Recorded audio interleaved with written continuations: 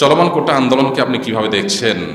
আমরা এর আগে আমাদের একটা লাইভ অনুষ্ঠানে বলেছিলাম যে মৌলিকভাবে কোনো মানুষ পিছিয়ে আছে, দুর্বল, অসুস্থ, তাদেরকে ছাড় দেওয়া, অগ্রাধিকার দেওয়া এটা দোষের কিছু না, এবং সেই সাথে বিশেষ কোনো অবদান কেউ রেখেছে তাদেরকে প্রণোদনা বা বিশেষ কোনো সুবিধা দেওয়া এটা মৌলিকভাবে দোষের কিছু না।